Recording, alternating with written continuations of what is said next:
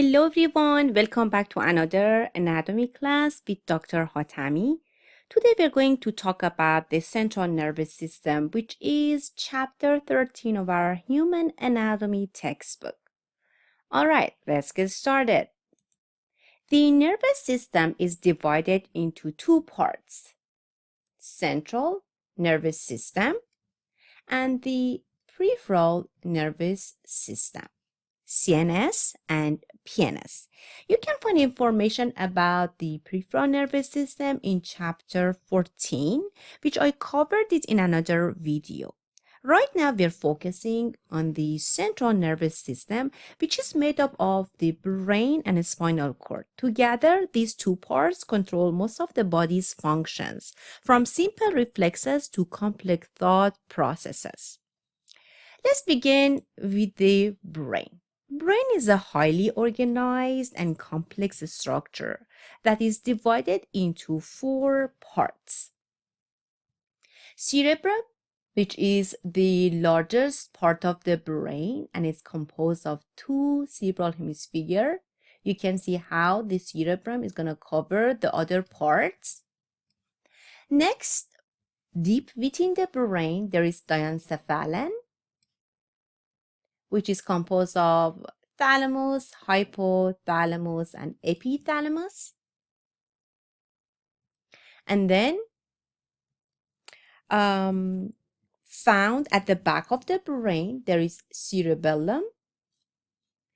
Brainstem is the next part, which is going to connect the other part of the brain to the spinal cord, which the brainstem is composed of three parts: medulla oblongata, the pons, and midbrain. In this video, we will be focusing on the structure and function of the cerebrum. Cerebrum is the largest brain region. It makes up around 83% of the total brain mass. That's a huge part, isn't it? Think of it as the main section of the brain sitting on top of the other important areas like diencephalon and brainstem. You can picture it like a mushroom cup sitting over a stalk, something like that.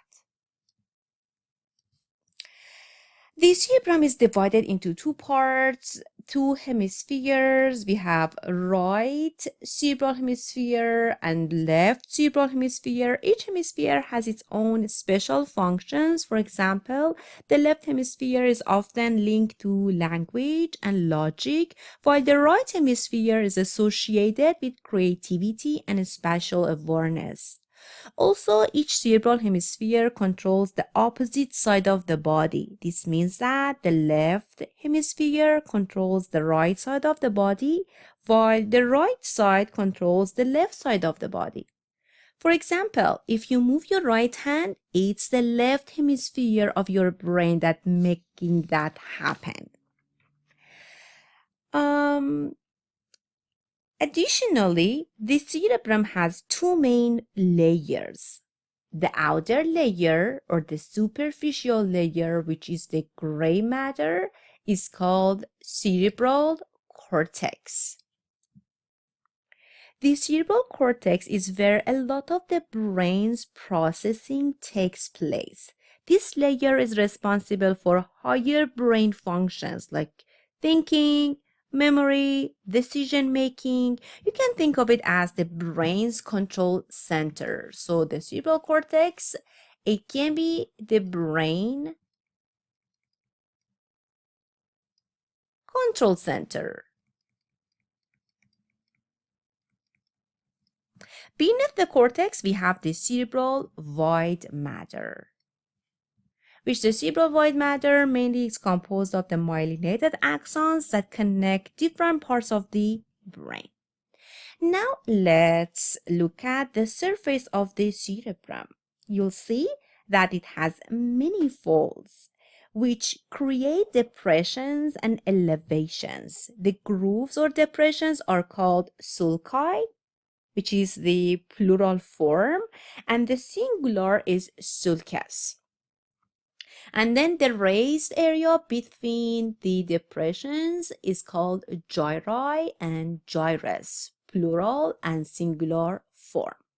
So the folds or elevation and depression at the surface of the cerebrum is called sulci or sulcus, gyri and gyrus, which they can be a important landmark for dividing the brain regions. Sulci are the shallow grooves on the surface of the brain. Think of them like the lines on a map that help divide areas. Some well-known sulci are the central sulcus that we see in this picture. The central sulcus is the groove that separates the frontal lobe from the parietal lobe. There is another important sulcus which is called the lateral sulcus. The lateral sulcus, it separates the temporal lobe from the frontal and parietal lobe. Next, we have gyri. Gyri are the raised ridges between the sulci. You can think of gyri as the hills that rise between the valleys formed by the sulci. Two important gyri are the precentral gyrus. Let me use this.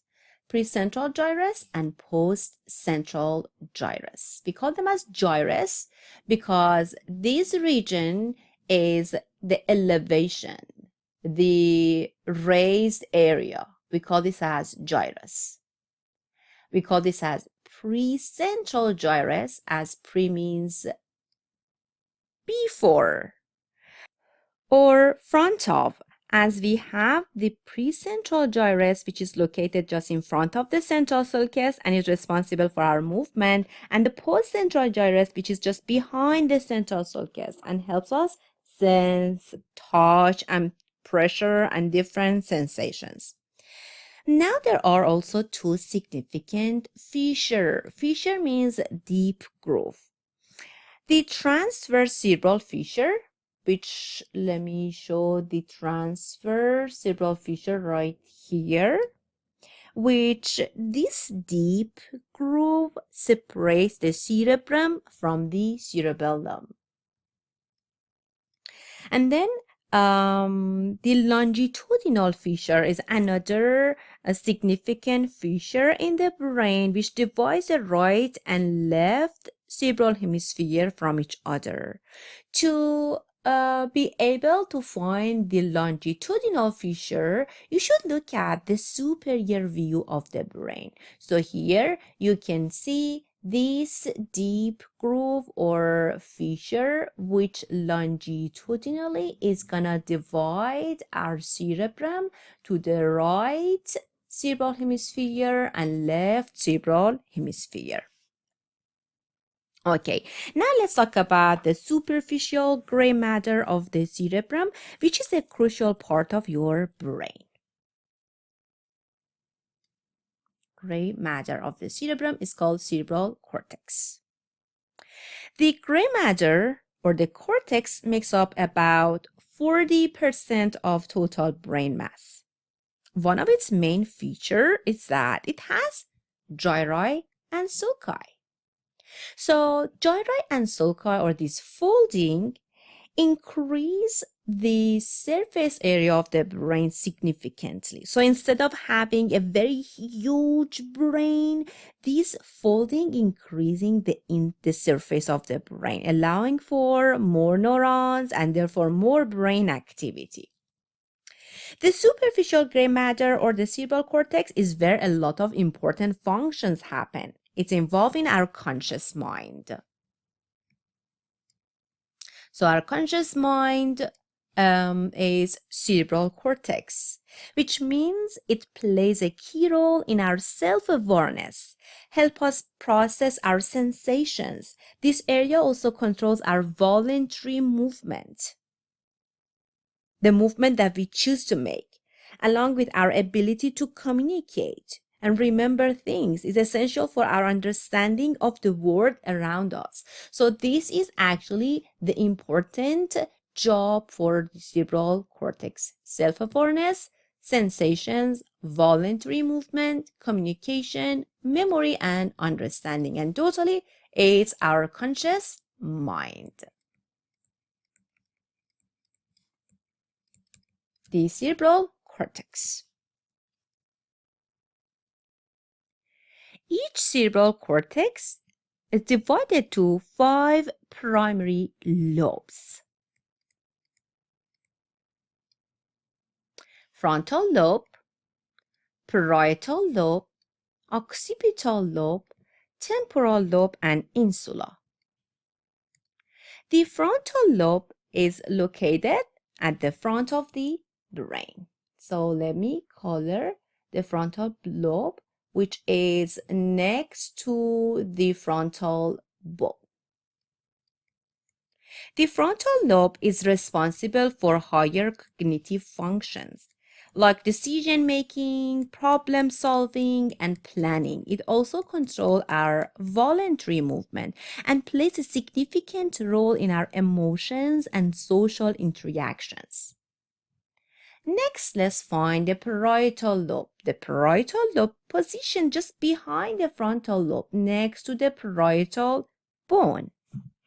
The parietal lobe processes the sensory information from our body like touch, temperature, and pain. It helps us understand our body's position and how to interact with the environment. Next, let's find the occipital lobe, just located at the back of the brain. The occipital lobe is primarily responsible for vision.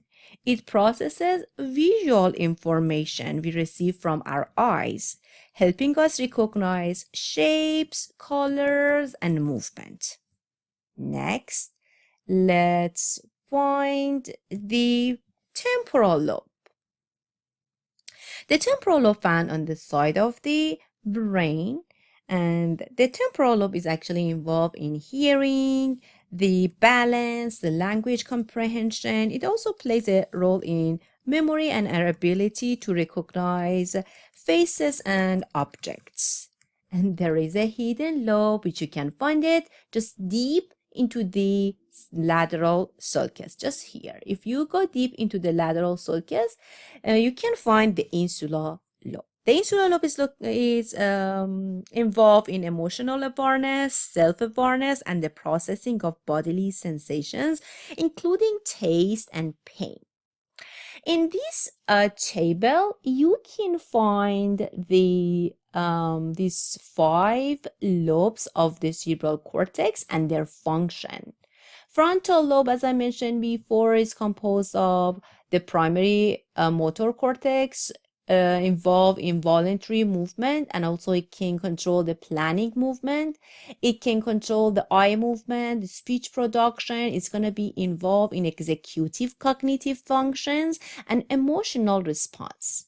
Then we learned about the parietal lobe, which is responsible for processing the sensory information like the general somatic sensation and also special awareness of objects, sounds, body parts, and our body's position. Then the occipital lobe, which is mostly involved in vision. Temporal lobe is going to be involved in hearing, smell, object identification, emotional response, and memory. And finally, the insular lobe going to be involved in taste and also pain. Okay, so you will see that we have different lobes in different location of the brain, which they each have different functions, completely different functions. Okay, now it's time to look at the cerebral cortex functional areas. Functionally, we can divide the cerebral cortex into 3 different areas: sensory areas, association areas, and motor areas. The sensory areas, these regions process information from your senses. Actually, these are the specialized regions of the cerebral cortex, which they're gonna receive the different sensory information such as touch, sight, hearing, taste, smell, and then process those information and interpret this sensory information from different parts of the body. And then the association area help us connect different pieces of information. They let us understand what we sense, like recognizing a song and recalling memories related to it. And then motor areas or regions control the voluntary movement of your muscles. They send signals from the brain to the body, telling muscles when and how to move. Okay, now let's begin with the sensory areas of the cerebral cortex, which we can find them in most of the lobes of the cerebral cortex. They're going to be found in the parietal lobe, temporal lobe, occipital lobe, and also please add the insular lobe. The only lobe of the cerebral cortex which is not involved in the sensory area of the cortex is which one? Good job. The frontal lobe is not involved with the sensory area of the cerebral cortex at all. Each sense has a primary sensory cortex for conscious awareness. We can find the different sensory area in different lobes, like we have primary somatosensory cortex located in the parietal lobe. We have the primary visual cortex located in the occipital lobe. We have the primary auditory cortex located on the temporal lobe. There is vestibular cortex related to the balance, located in the insular lobe. Gustatory cortex located in the insula as well, and then olfactory cortex located in the temporal lobe. So the primary somatosensory cortex, it can receive the sensory information about the touch, pressure, pain, temperature, proprioception regarding our body position, and it helps us feel these all feelings. And then primary visual cortex, which it processes what we see from our eyes, it's related to our vision. And then the primary auditory cortex, it handles sound including loudness, rhythm, and pitch, so is related to the hearing. And vestibular cortex, it help us be aware of the balance and head position. The gustatory cortex is related to the taste, and the olfactory cortex is related to the smell. Okay, let's go and find all of these sensory areas in the picture of the cerebral hemisphere. So forget about the frontal lobe, because we know the frontal lobe is not involved in to receive the sensory information at all. But the other lobes like temporal lobe, parietal lobe, occipital lobe, and even insular lobe gonna be involved in receiving this sensory information. Okay, where the primary somatosensory cortex would be found? Look at here. So can you see there is central sulcus? And can you see just behind the central sulcus, there is an elevated area? Do you remember what we call this area just behind the central sulcus? We call this as post-central gyrus. So post-central gyrus, which would be found in our frontal lobe, this is going to be found in our, the parietal lobe, is actually going to be the primary somatosensory cortex, which is going to receive all of the sensory information regarding touch, pressure, pain, temperature, body position, and it's going to process all of this information and help us to feel these sensations.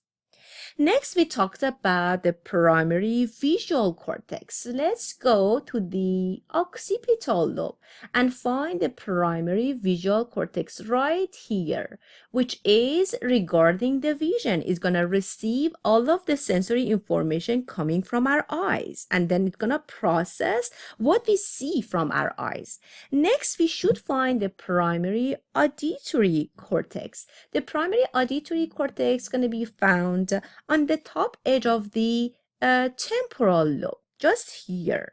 It helps us like to handle sounds, including loudness, rhythm, and pitch.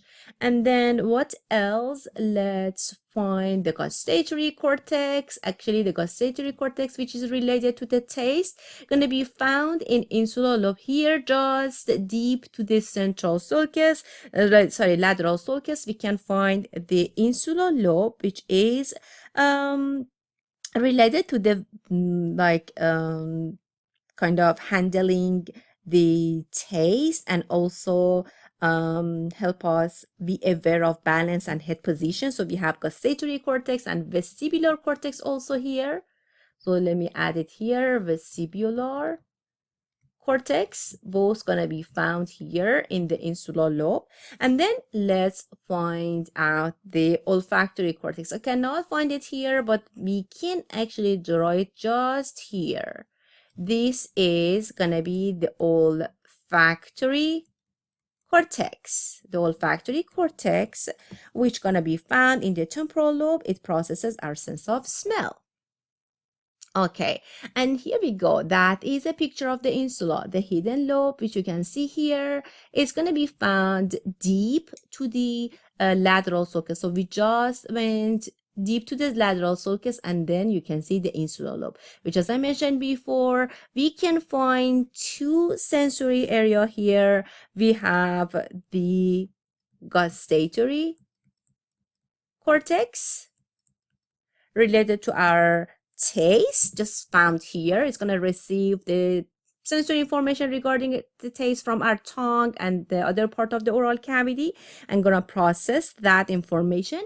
And also the vestibular cortex, which is going to be related to our balance and head position, going to be found here in our insular lobe. Before going over the next concept, which is regarding the sensory homunculus, let me ask you a question. Do you know why you can feel things better in your hands than in your back? It's because there are more sensory receptors in your hands, right? But there's more to it. There are also lots of areas in your brain's cerebral cortex dedicated to processing sensations coming from your hands. This leads us to the concept of the sensory homunculus. The sensory homunculus is this little man. Look at him, picture. He has a big face, big head, a tiny trunk, large hand and large feet, but little arm and little leg. The sensory homunculus is a little map of our brain that shows how much space is given to the different body parts for feeling sensations. Our hands and lips take up a lot of space because we use them a lot and need to feel things clearly. In contrast, areas like our back take up less space because we don't rely on them as much for detailed sensation. So the sensory homunculus is a map located in the postcentral gyrus of the parietal lobe, or it's actually the primary sensory cortex is a visual representation of the primary sensory cortex, which is located in the post-central gyrus. It shows how different body parts are represented in the brain based on their sensory perception. For example, the larger area on the homunculus represent the body parts with greater sensitivity, like the face, the hands, the feet, the lips. The smaller area, like trunk, legs, arms, represent parts with less sensitivity. This map helps us understand how the brain processes the sensory information coming from different parts of the body.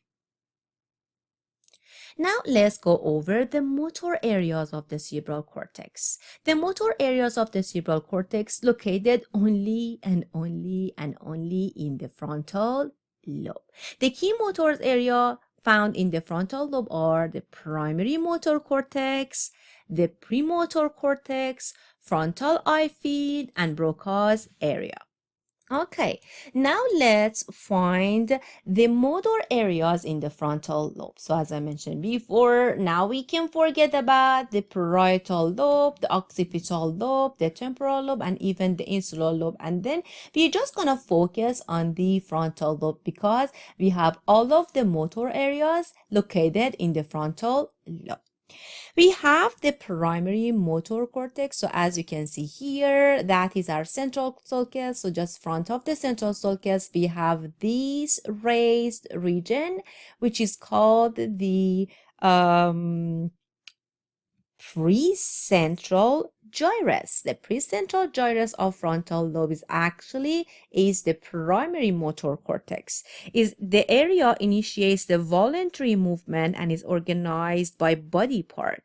And then just in front of the primary motor cortex, we have the premotor cortex.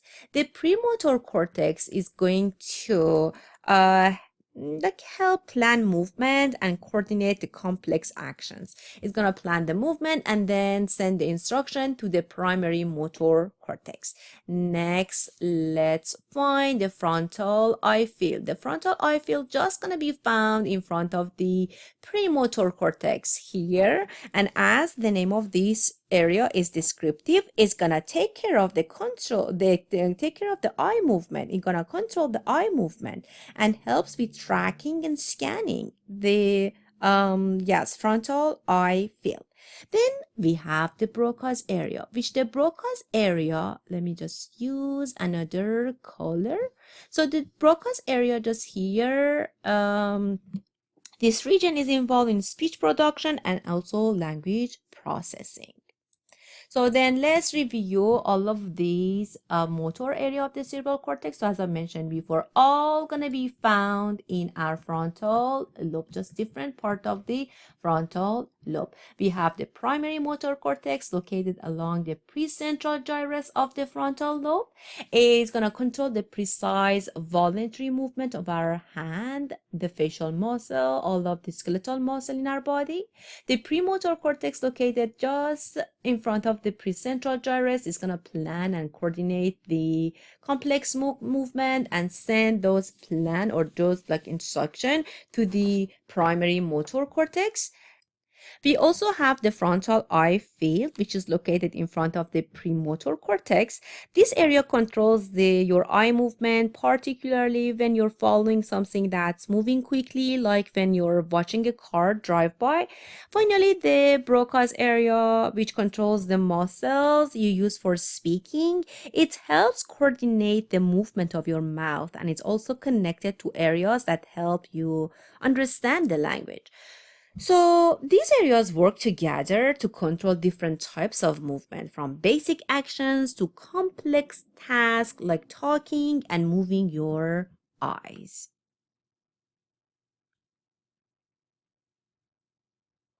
Okay. So now we're gonna talk about our motor homunculus. Again, you will see this little man with a big face, big lip, big tongue, big hand, and also big foot. This is a map that's showing us the body parts that require precise movement, like your hands, lips, face, are given larger area of the motor cortex found in the precentral gyrus of the frontal lobe. One more time. This is because these parts need more control and fine motor skills. On the other hand, the body parts like the legs and torso take up smaller areas since they do not need as much fine control. So that is regarding the motor map or motor homunculus found in the precentral gyrus of our frontal lobe. Okay, now we're gonna talk about the Broca's area a little bit more. This is part of the brain located in the frontal lobe, which we saw that area in the picture before. The Broca's area usually gonna be found in the left cerebral hemisphere. It's responsible for controlling the muscle movements needed for speech and also connected to the areas of the brain that helps us understand the language. If Broca's area gets damaged, a person can still understand the speech, but they will have trouble speaking fluently. They might know what they want to say, but struggle to get the words out. We call this as Broca's aphasia. So the Broca's aphasia, or we can call this as non-fluent aphasia. Non-fluent aphasia. So it means that this part of their cerebral cortex has been damaged. The Broca's area just located in the frontal lobe, typically in the left cerebral hemisphere, and now they can understand the language, but they have difficulty finding the word. And now let's watch a very short YouTube video together to fully understand the Broca's area function and what does it mean, the Broca's aphasia. Be with me.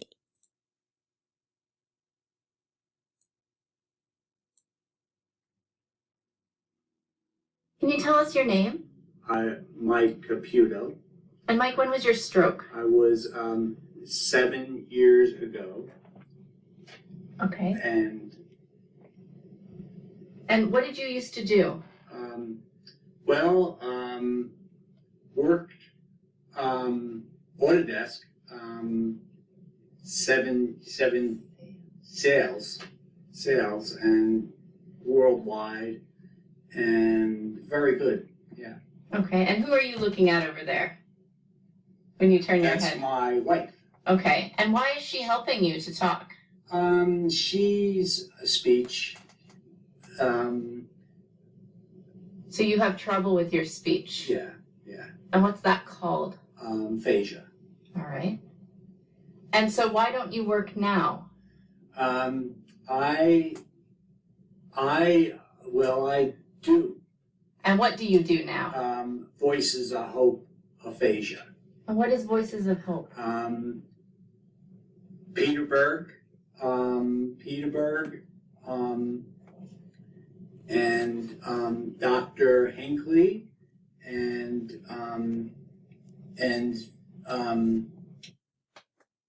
your voice is your. Hopefully you understand what does it mean the Broca's aphasia, and if someone Broca's area has been damaged, what gonna happen. So as you saw, the young gentleman, he fully understand the speech, the questions, but he had difficulty to find out the words. So that it means the Broca's aphasia. Okay, let's continue with the association area. The association area of the brain is going to receive the input from different senses and help us process this information together. There are some main multimodal association areas in our body. We have posterior association area, which is involved in perceiving spatial relationships and recognizing patterns, faces, and locations. The anterior association area or prefrontal cortex helps with decision making, planning, and problem solving. And then there is another association area which is called limbic association area, which is related with emotions, memory, and motivation. One of these important association area which going to be found in the posterior association area is called Wernicke's area. Wernicke's area is important for understanding speech and connecting sounds with words.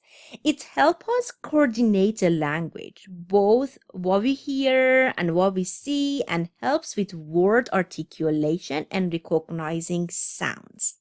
If this area is damaged, a person may speak fluently, but the words might not make sense, which is called fluent aphasia. So damage results in fluent but meaningless speech. To fully understand the Wernicke's area of function and also what's gonna be the result of Wernicke's area damage, which is called fluent aphasia, let's watch another very short YouTube video together. Please be with me. Hi, Byron. How are you? I'm happy. Are you pretty? You look good. What are you doing today? We stayed with the water over here at the moment, talked with the people over them over there. They're diving for them at the moment. They'll save in the moment. He'll have water very soon for him. With luck for him. So we're on a cruise and we're about to We get to will Cerebrum. sort right here and they'll save their hands right there for them. And what were we just doing with the iPad? Right at the moment, they don't show a darn thing. With the iPad that we were doing. We like here? I'd like my change for me and change hands for me. With happy. I would talk with Donna sometimes. We're out with them. Other people are working with them. I'm very happy with them. Good. This girl was very good. And happy when I play golf. And hit other trees. We play out with the hands. We save a lot of hands on hold for us. Other hands. I don't know what you get, but I talk with a lot of hand for him. Sometime. Am I talk of any more to say? All right. Thank you very much. Thank you very much. I appreciate it, and I hope the world lasts for you. Thank you. I'm sure you got the concept of the Wernicke's area of function and fluent aphasia. You saw that gentleman could speak fluently, but this speech was meaningless. The words didn't have any they didn't make any senses, right? Okay, so now let's go over the cerebral white matter. So we kind of finished the gray matter of the cerebrum, which it was called the cerebral cortex, and now we are going to talk about the cerebral white matter.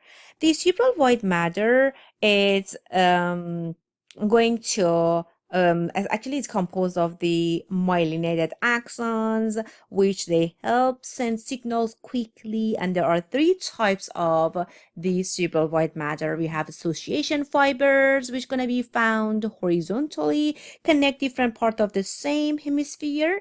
We have commissural fibers, which also gonna found horizontally. They are gonna connect two hemisphere. The biggest one is the corpus callosum. So please make sure you understand the concept of the corpus callosum, which is the largest commissure. It's like a broad band of the myelinated axons, or the broad band of the white matter, that it's gonna connect right and left cerebral hemisphere to each other, and gonna be found deep within the longitudinal fissure that is called the corpus luteum. And then we have the projection fibers, which are going to run vertically, connecting the hemisphere with the lower brain or spinal cord. And then in this picture, you can see these all cerebral white matter. We have the association fibers that you can see here. They are going to connect different part of the same hemisphere. And then the green color is showing the commissural fibers between the hemisphere, which we have the corpus callosum. Here, as you can see, this is going to connect the right and left cerebral hemisphere to each other, going to be found deep within the longitudinal fissure. And then we have the projection fibers, as you can see, with this purple color, which gonna run vertically, connecting the hemisphere with the lower brain or spinal cord. Next, let's talk about the brain functional system, or the functional brain system, which is composed of the limbic system and reticular formation. These are the network of neurons that work together in groups. The limbic system, this system is spread out in the forebrain and is involved in the emotions, memory, and behavior, and sometimes it's called the emotional brain. And then the reticular formation is found in the brainstem and helps with all alertness and controlling the vital functions like breathing. Okay, so the limbic system is responsible for how we feel emotions and respond to them. It also helps create, store, and retrieve memories tied to strong feelings. That's the reason we can call this as the emotional brain. The key structures include the cingulate gyrus, which help us emotionally react to things like feeling pain. Hippocampal formation, the hippocampal formation store the long-term memories.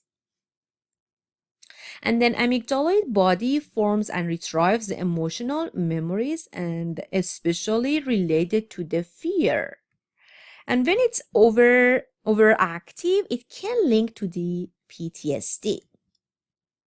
Next, we have reticular formation is located in the brainstem and plays a crucial role in keeping us awake, alert, and regulating functions like breathing. Special part of the reticular formation is reticular activating system, RAS. Reticular activating system helps maintain consciousness and wakefulness. It controls our sleep-wake cycles and can be affected by anesthesia, alcohol, and sleep drugs. If this area is seriously injured, it can cause a coma.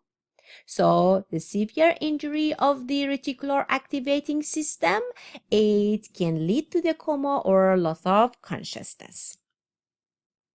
Okay, and now let's see how our brain is protected, because we saw that there are very important structures found in the brain that control our body activities, everything, movement of our body parts, the voluntary movement of our eye, regarding our speech, even about the thought, feeling, memory, everything gonna be controlled by our brain. But it's super important to protect our brain. The brain is protected from injury by the skull, the cranial bones, which can make a house for our brain, and physically and mechanically is going to protect our brain from injury.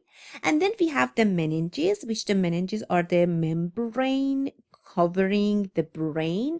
And then we have the cerebrospinal fluid, the fluid which gonna be found around the brain and also inside of the brain, and the blood-brain barrier. These all gonna be the protection for our brain.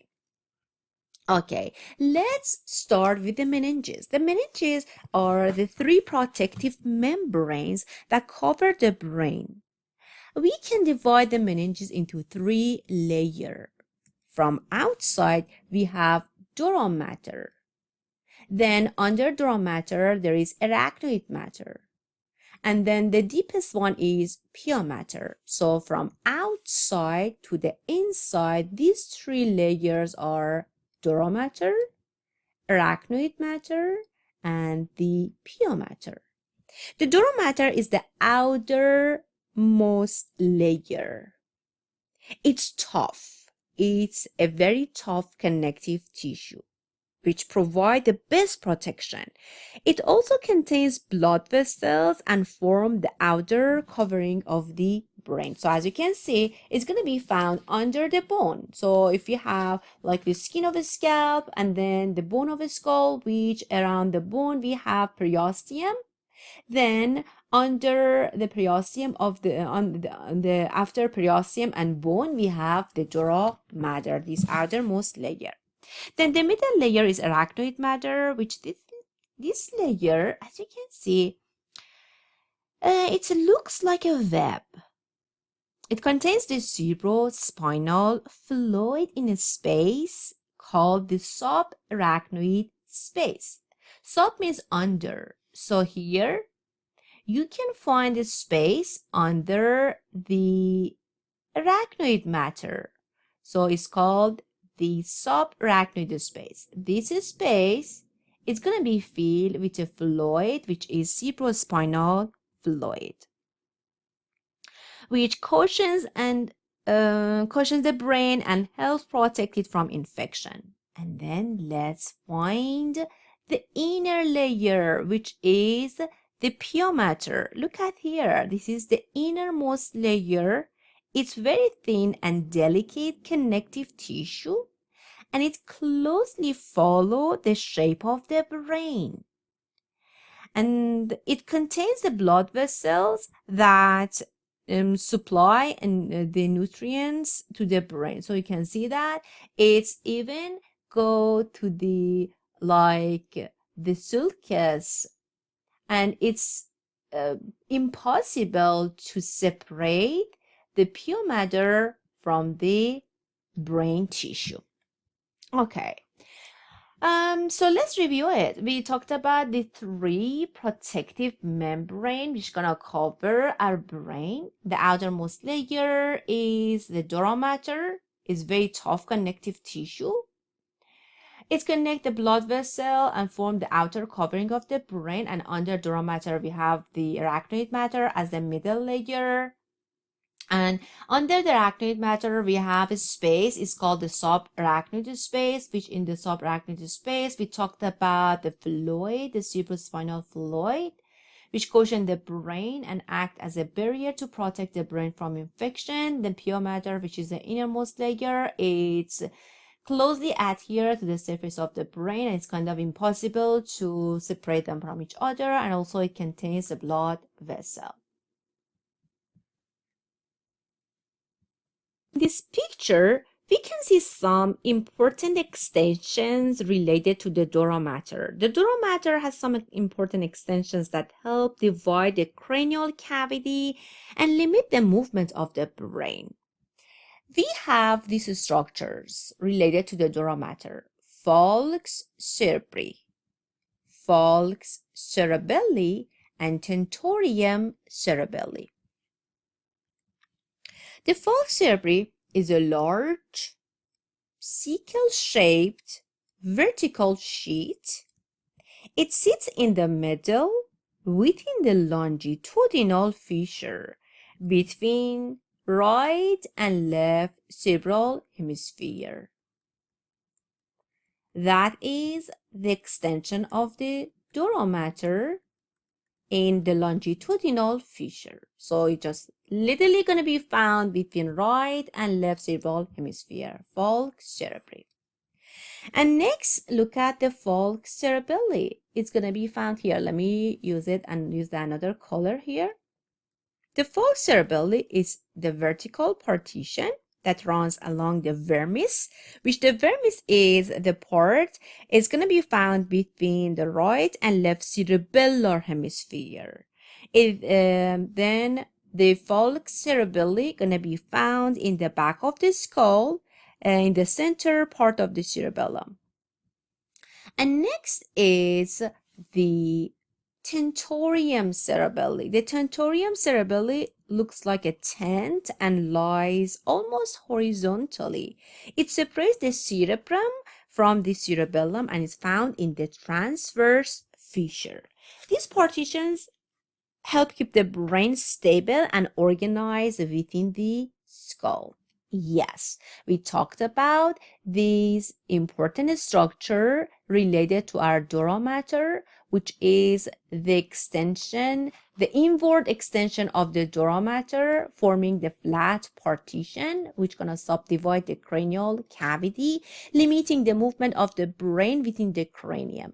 We talked about the falx cerebri, falx cerebelli, tentorium cerebelli. Falx cerebri is a large sickle-shaped vertical sheet lines within the longitudinal fissure between the cerebral hemispheres. Falx cerebelli is a vertical partition lungs along the vermis of the cerebellum. Then we talked about the tentorium cerebelli, which is the horizontal sheet, look like a tent. It's going to be found in the transverse fissure between the cerebrum and the cerebellum. Now let's look at the cerebrospinal fluid, another protection of the brain. Cerebrospinal fluid, or CSF, is a watery fluid that fills the space around the brain, around the spinal cord, and also going to be found within the brain, inside of the cavity or spaces which is called ventricles. So it means that we have this fluid around the brain and also within the brain. Around the brain, inside of the inside of the subarachnoid space, and within the brain, inside of the ventricles. What is the function of the cerebrospinal fluid? The first function that we can remember is protection. CSF cushions the central nervous system, helping to prevent damage from impacts. Next, it's going to help nourishing or providing nutrients and also removing the waste products. The next is buoyancy. CSF helps support the weight of the brain and spinal cord, making them lighter and reducing pressure on the nervous tissue. Okay, speaking about the cerebrospinal fluid, we can remember the ventricles of the brain. The ventricles are spaces within the brain that are expansions of its central cavity. They are filled with the cerebrospinal fluid, which helps protect, nourish the brain, and then also buoyancy of the brain. These ventricles are lined by special cells called ependymal cells. Do you remember? The ependymal cells were one of the glial cells found in the central nervous system. They're gonna line the the ventricles of the brain, and then the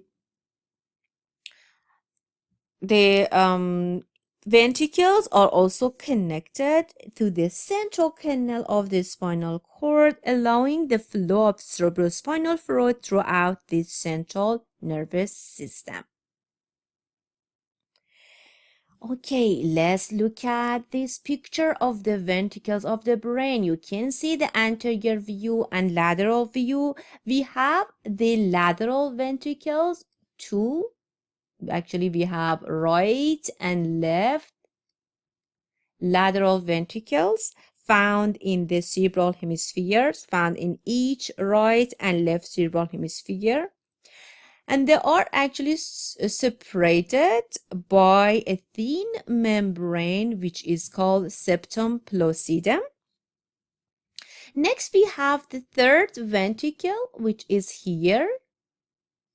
Located in the diencephalon, it connects to the lateral ventricle through a small passage called the interventricular foramen, that you can see them here.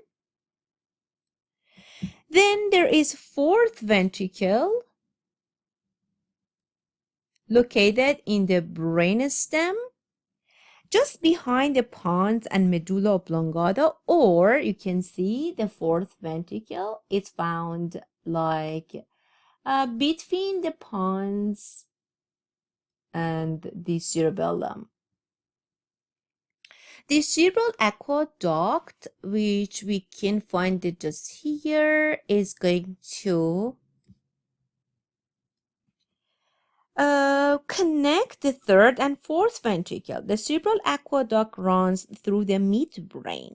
Then the fourth ventricle going to be connected to the subarachnoid space. So it means that the CSF should be circulated in all of these four ventricles, from lateral ventricles to the third ventricle, from third ventricle to the fourth ventricle, and then from fourth ventricle to the subarachnoid space, which the subarachnoid space going to be found the space under arachnoid matter. So then it allows the cerebrospinal fluid circulate throughout the brain and also spinal cord.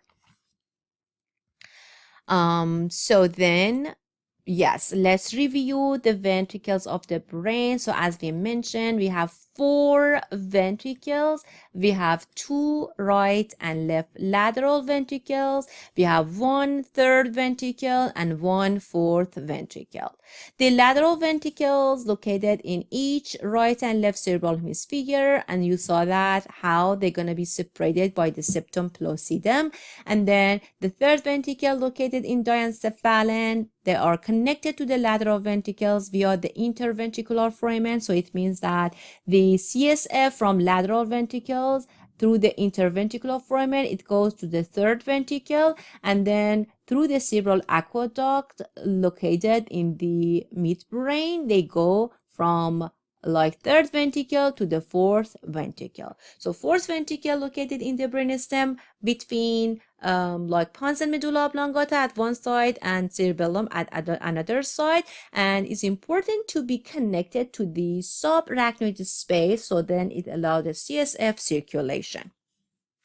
But the question is that how the CSF gonna be made?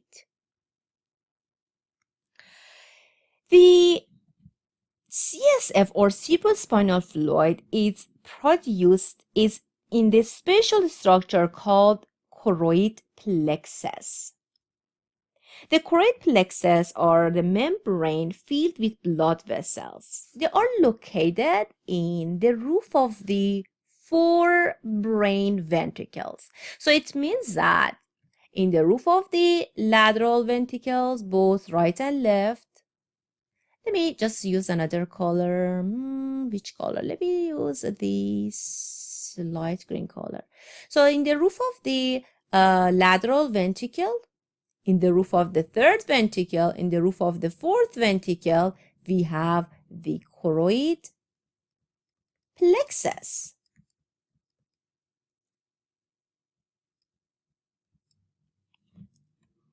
Okay, so the choroid plexus found in the roof of 4 brain ventricle is composed of the capillary-rich membrane and also composed of the ependymal cells, which they actually gonna filter the blood and produce the cerebrospinal fluid. The formation of the cerebrospinal fluid occurs continuously from the blood plasma. Blood flows through the capillary in the choroid plexus, and through a process of filtration, CSF is formed as it passes through the ependymal cells into the ventricles. In terms of composition, CSF is similar to the blood plasma, but with some differences. It has higher level of sodium and chloride ions and lower protein content. So to summarize, you should know that CSF is a fluid found inside of the ventricles of the brain, the 4 ventricles, and also going to be found around the brain inside of the subarachnoid space, and going to be formed in the choroid plexus found in the roof of 4 brain ventricles. And these choroid plexus composed of the blood capillary and also the ependymal cells. They're gonna filter the blood, and they are very similar to the blood plasma, but some little differences. The CSF plays a crucial role in protecting and nourishing the brain. And the volume of the cerebrospinal fluid is very important. As much as we have the formation of the CSF, we should have removing of the CSF as well. So there should be a balance between formation of the CSF and also removing of CSF, and also there should be a circulation of the CSF inside of the ventricles and also inside of the subarachnoid space. The cerebrospinal fluid or CSF has a volume of only around 100 to 160 milliliter, which is about half of a cup. This small amount is enough for its important functions. Circulation of the CSF works like this. CSF is produced in ventricles of the brain. In the structure, we call them as the choroid plexus. And then it circulates through these cavities of the central nervous system and the subarachnoid space. So always we should have the movement of the CSF inside of these ventricles from the lateral ventricle to the third ventricle, from third ventricle to the fourth ventricle, and then from fourth ventricle to the subarachnoid space around the brain. And it's important that CSF should be reabsorbed. CSF is reabsorbed into the blood in the dural venous sinuses. In the dural matter, there are some big veins which they're going to absorb the cerebrospinal fluid. So as you can see, we have the formation and then we have the absorption of the cerebrospinal fluid, and there should be a balance between production and reabsorption of the CSF. Now it's important to note that if there is an excessive accumulation of CSF, this condition is called hydrocephalus. It happens when too much CSF builds up in the ventricles or the subarachnoid space, leading to increased pressure on the brain. So in this picture, you can see this little boy is suffering from the hydrocephalus, which means that in his brain there is excessive accumulation of the cerebrospinal fluid. So then he has a very giant head in comparison with the other part of their body.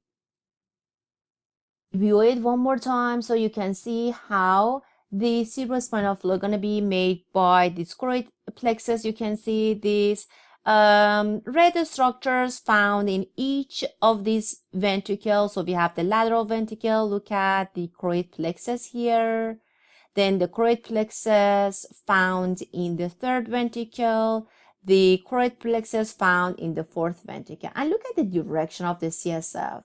So it goes from the lateral ventricle through the interventricular foramen to the third ventricle, and then through the cerebral aqueduct from third ventricle to the fourth ventricle, and then from fourth ventricle to the subarachnoid space around the brain. And then here we have the reabsorption of the CSF through the big and giant veins we have in the dural matter. So this is formation, circulation, and reabsorption of this CSF.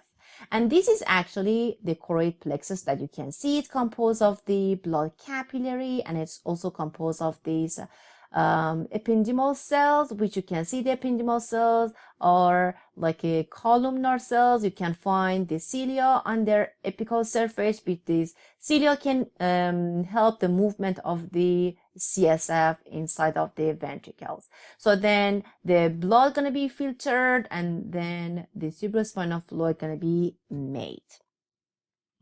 And then the next part of the brain protection is the blood-brain barrier. It's a protective barrier that keeps harmful substances from entering the brain while allowing essential nutrients to pass through the blood-brain barrier. So it means that it's actually not a real barrier because it allows something to pass through the blood and enter the brain. For example, nutrients and oxygen, all the nutrients and ions that neurons need, including oxygen, they can pass through this barrier.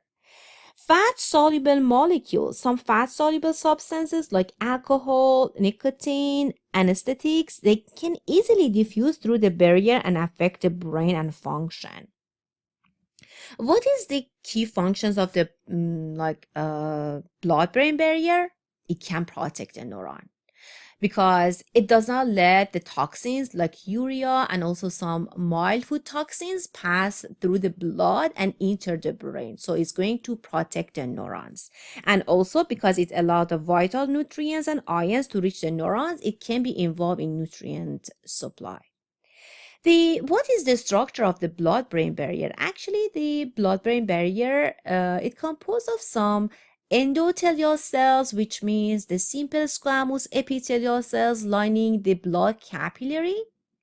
And then because there is a tight junction between these endothelial cells, make them the least permeable capillaries. So the presence of the tight junction between endothelial cells in brain capillaries is one of the important structure of the blood-brain barrier. And also do not forget the astrocyte, which the astrocyte are star-shaped glial cells with their end feet is going to wrap around the capillaries, so it's going to be involved in making the blood-brain barrier. Okay. Thank you so much for watching this part of the central nervous system, which it continues actually in another video. I'm going to talk about the spinal cord, which is another part of the central nervous system. Thank you.